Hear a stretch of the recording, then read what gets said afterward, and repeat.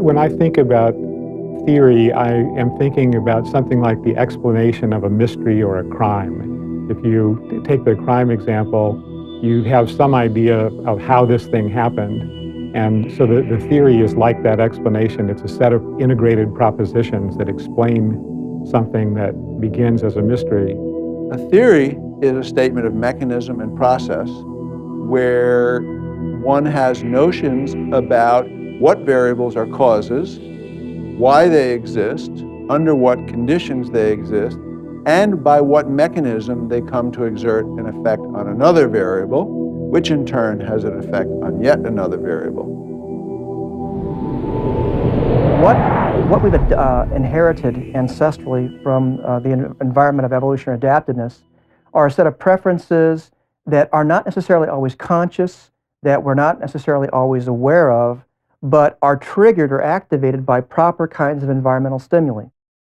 Evolutionary theory emphasizes that the way the mind evolved is very important to understanding how we feel and how we behave. Our minds evolved to solve the adaptive problems of our ancestors, and very key adaptive problems were ones of intimate relationships. We can better understand the way we feel and act today in intimate relationships if we also understand how our mind evolved to solve adaptive problems in environments that were very different from our current environment, but were the kinds of ancestral environments that were a recurrent feature of our evolutionary history. Attachment theory is an offshoot of psychoanalytic theory. The originator of the theory, John Bowlby, was trained as a psychoanalyst and a psychiatrist in England. He was trained at a particular time in the history of psychoanalysis when psychoanalysts were realizing that the theory had to be about interpersonal relations, that people's difficulties were mostly in the area of interpersonal relations. The history, the causes of the difficulties were in their past close relationships.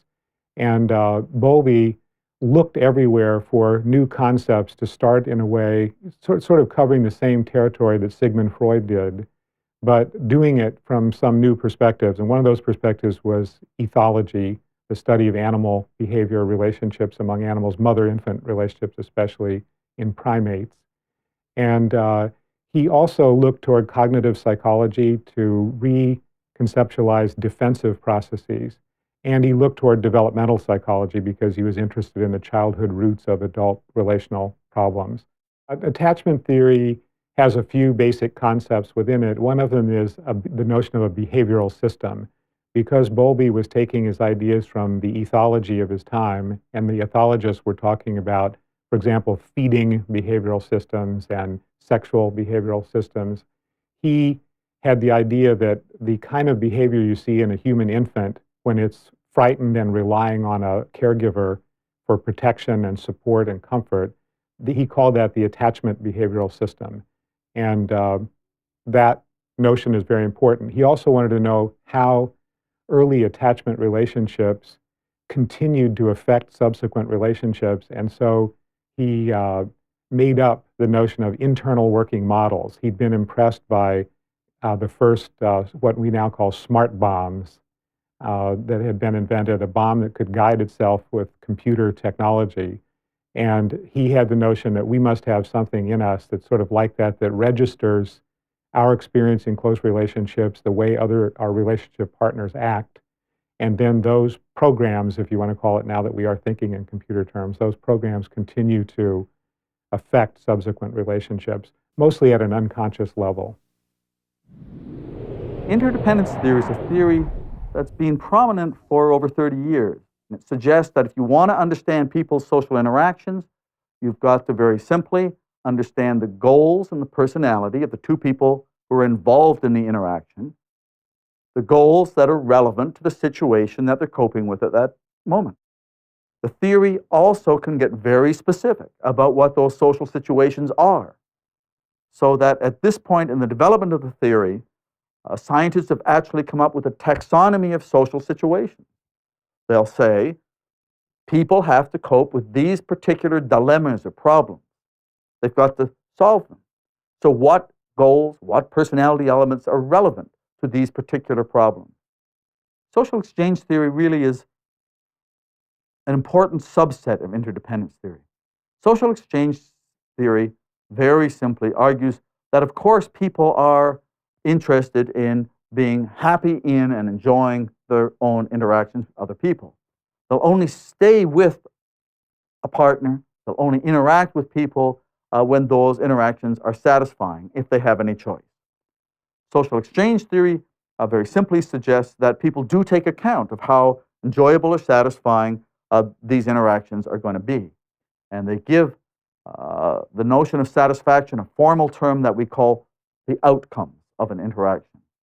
So social exchange theory is a very basic premise that's used to build up the notion of interdependence.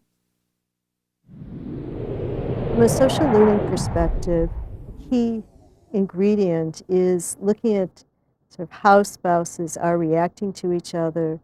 One of the really unique aspects of that is the focus on the way that spouses shape each other, the way that every single interaction becomes sort of part of their history and then affects the next interaction. Of course, there's no beginning, there's no end, but it's a constant shaping process, and there's together forming a pattern of how they're going to have this marital relationship.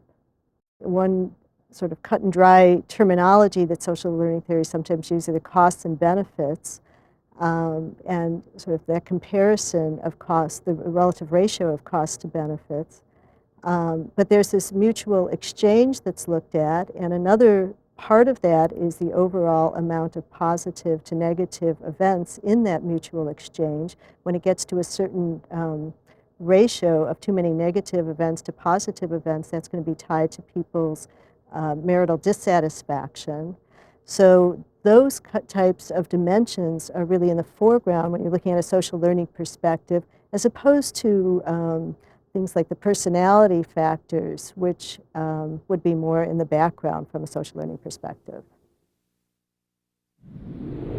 When we study relationships from a social ecological perspective, we're working from the assumption that you really must understand a relationship within multiple layers of context that have direct and indirect impacts on the relationship. So you might look at a relationship and look at the social forces or the stressors and strains and supports that directly impinge on that relationship.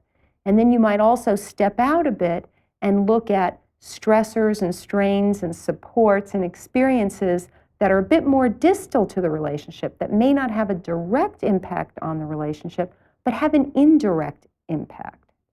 By taking the study of social context very seriously, we really can begin to ask new questions about relationships. So social contexts, for example, change. They change in the short term and they change in the long term. And that variability in social context leads us to ask new questions about how relationships and interaction in relationships might change in the short term and in the long term.